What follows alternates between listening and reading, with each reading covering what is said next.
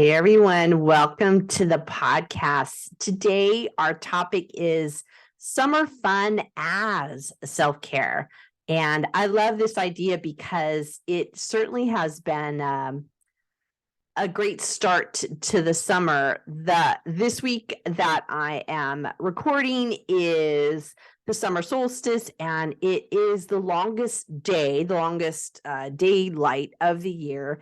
And what I did this week that I do every year for quite a few years is I start filling out or contemplating and then filling out what I call my summer bucket list.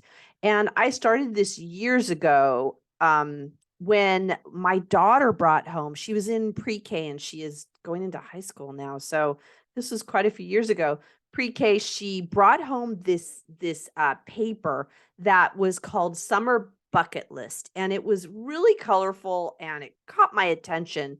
And it had a list of 100 things you could do over the summer that you could do before summer kicks the bucket.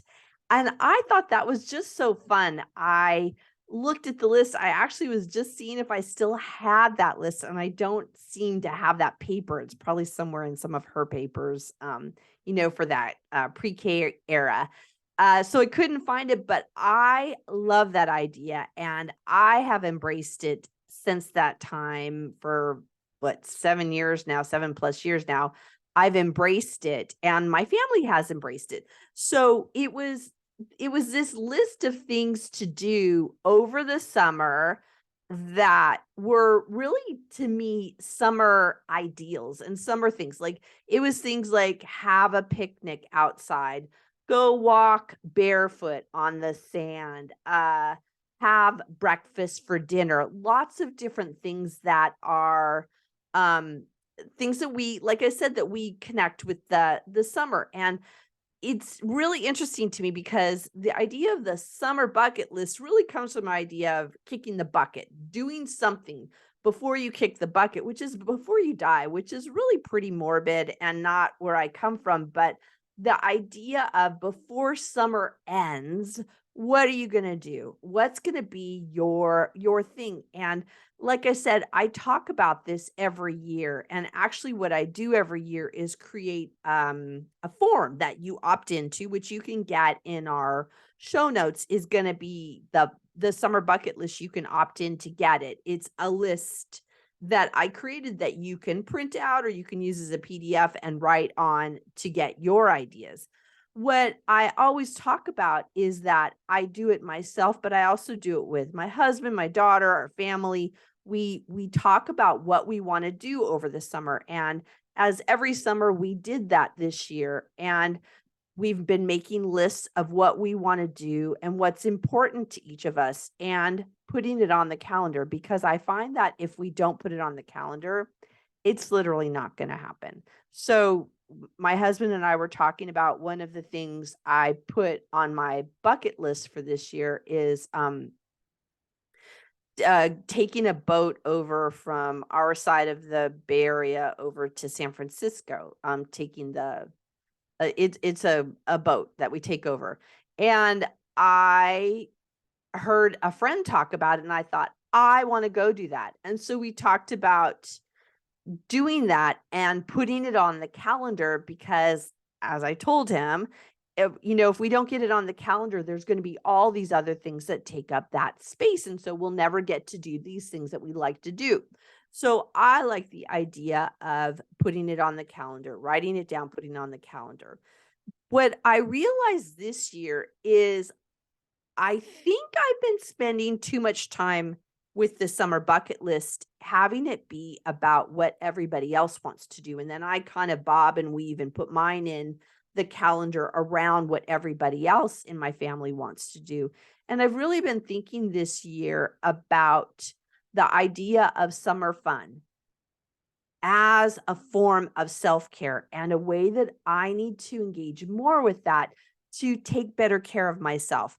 So this is where I'm coming from today, is really getting an idea for myself, but also for all of you to start engaging in what do I want to do? What do I want to embrace more for this summer for myself? for my self-care, because it can end up being a list of things that become like driving other people around and scheduling other people and doing those things rather than what about me. So, what I wanted to go over is some ideas about what a summer bucket list is and what it's not. So, first, I wanted to say the first thing about a summer bucket list is it's not a list of have tos. It's not the things that you have to do. It's also not a list of expectations. It's not these expectations that it's got to be a certain way or it's got to look a certain way. There really has to be this room for flexibility within this. And it's also not a way to micromanage my time, to get every moment filled out throughout the whole summer and get everything done. It's not any of that. And also lastly, I think this is really important to say, is that it's also this the summer bucket list is not about having to spend a lot of money. It is really embracing what you want to do within the budget that you have, and not being it doesn't have to be overly frivolous and expensive. So I want this to feel inclusive, like all of us could do it, and that it can be something that we want to do. Let's say, what you want on your summer bucket list is, I want to go to Paris. Like, well, maybe that won't fit into your schedule, maybe it won't fit into your budget this year, but how can you embrace Paris this year? If that is on your list, then it might be wearing some Parisian clothes, like stripes, or listening to Parisian music, things like that. So money is not going to hold you back. It's more just thinking of the idea of what is it I want to embrace, and then how can I make that happen within the budget that I have, and not necessarily being about spending money. So that's what the bucket list is not. The bucket list is a place to embrace really intentional fun, about having this sense of celebration and feeling full of life. Full of life. That, I think, is a lot of what comes out can come out during the summer, is how am I going to have fun? And that can often be something that we have let go over the years into our adulthood. We've let it go, and I want to bring back more fun this summer. I want to do it for me, and I'm encouraging you to do it for yourself too. This is also a summer bucket list, is also a place to own more self-care. I've really thought about that with the idea of embracing fun, is that is often a form of self-care that we don't do, because once again, we're adults, we're in businesses, we're working, we have families, we have commitments, we have older parents to take care of, that there are all these other things, and that we don't engage in fun just for the mere fact of having that be self-care. Also, a summer bucket list it's a time to put yourself on your schedule. What I said earlier is that why I think it's important to put it on your schedule, to be really intentional, is that we tend to come last. And if it's not on the schedule, it's not done. It gets forgotten. And then the summer ends, we're in September, October, and go, oh, dang, I never did that thing that I really wanted to do, because we're not putting it on the schedule and not making it a priority. So I'm going to consciously step into this summer, and I'm really looking to invite you all to come along with me, and having this planning summer fun as a form of self-care. So let's start with the idea about, if you're going to engage with me in having a summer bucket list, um, it might not come easy to you to think about what you could do. So I wrote down a list of questions that I'm going to read off that you really could contemplate. One way to contemplate it is to talk out loud with a partner, with a friend, about these questions, but also to just write it down in a journal, because journaling on these things, you can really get an idea of what what might be your things to do. Also, if you once again opt in for the summer bucket list, I started writing down a list of ideas because that often is a stopping point because we can't even think about what would I do? What would be on my summer bucket list? I don't know. So here are some things. First, what do you like to do and you have not done in a while? What is it you like to do? That can be a really hard question. Some of the ways to get to that is, what did you used to like to do? What did you do when you were younger? What did you do as a teenager? What did you do when you were single? What did you do before that you like to do and haven't done in a while? Second, what do you do or what do others do that you feel jealous about? Like, I think about when I'm jealous about what somebody else does, it is because I'm not doing that myself. So if I see somebody going on trips that I really would want to go on and I feel jealous of it, maybe that's my time to look inward and go, well, so Kim, maybe you want to put that on your bucket list. Maybe you want to start saving money for that trip, or maybe you want to engage in that. It might be you're jealous of others because they get to do this fun activity that you haven't done because you don't allow yourself to do it. So that idea of jealousy is really that mirror back to us going, maybe I'm jealous about that because I actually want to do it myself.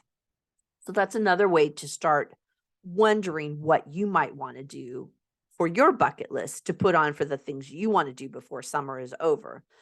Another question to ask yourself is, what have you never done but really want to do? I actually added to my list, I don't know that I'm going to be able to do it this summer, but I want to learn how to surf. I realized that I saw somebody else surfing. I felt a little jealous and I go, I would love to learn how to do that. So I want to plan a trip probably to Hawaii and take a surfing lesson. So that's something that I started to think about. What have I never done, but I really want to do? So that could be something you could start thinking about.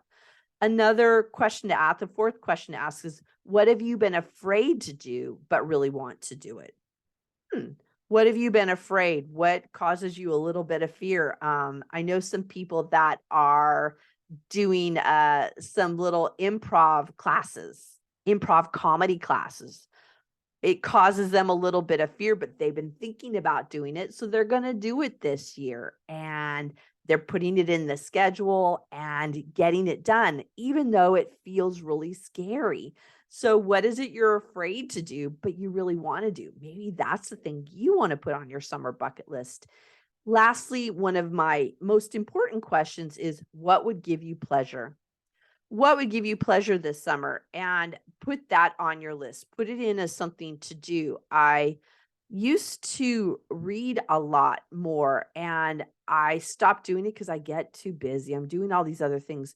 Well, what has been giving me pleasure over these past couple of weeks as the summer has started is I've been sitting outside in the backyard later in the what 5, 6 o'clock, and I have been reading and I've really been enjoying it, and I've been reading novels. I often will sit and read something that is a business book, or a mindset kind of book.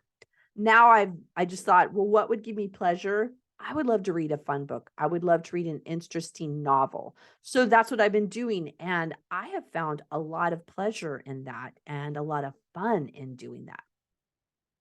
So you can start creating your own summer bucket list. Those are some questions that you can do to get you kind of primed for what to do it. So after you've done all of the contemplation, all of the questions, start writing it down. It can get lost. I put it actually on a list of 100 things that I want to do, and I start checking them off when I do them, and I start putting them on the calendar. What I love to do is to write it down on my calendar, and then when I've done it, when I've done the thing that's on my bucket list, I love to cross it off and just really do an inner celebration of, good job, Kim. I'm glad you did that. That was something that you wanted to get done and you did it, and really enjoy the fun of it. And also be sure to keep some extra space in your calendar and on your bucket list for things that you want to add. I just added this week, I added surfing because I thought I really want to try that. I want to experience that. So I put it on my list because I included extra space to add something new and different. As the summer goes on, things come up or show up that I find that are interesting, and I write them down and put them on my list. So I want I really encourage you to do this. I am opening up our Feed Your Soul community on it's a Facebook group that we have, and the link is in the show notes so you can join us. But to start really talking about it, one of the things I like to do is I like to hear what other people are doing for summer fun. So then it gives me ideas for what I can do and what would be, what I find is, once again, I see other people as a mirror, even if I don't feel jealous about what they're doing. It's like, that's an interesting idea. That's something I might want to do. And I start embracing it. So it's an opportunity to join in community, to start talking about what would you find fun to do. Um, and then start doing it. So I'm going to encourage you to do that, to start making your list. Download the summer bucket list. That would be a great thing for you to do. And I really encourage you to embrace fun for yourself this summer. It is an excellent form of self care that we often miss because self care can sometimes become a chore. Like, I have to do these things. I have to do these things. No, no, no, no. This is, what am I going to do for fun, and do more of that. So I am so glad you have joined me on the Feed Your Soul with Kim podcast. I look forward to hearing what you are doing for summer fun. I want to be encouraged by what you do. I'm going to encourage you by what I do. And let's just engage in more of that self-care by embracing more fun. As the days are longer, there's more energy and opportunity to just get out there and create some fantastic summer experiences. I look forward to talking to you later. Bye now.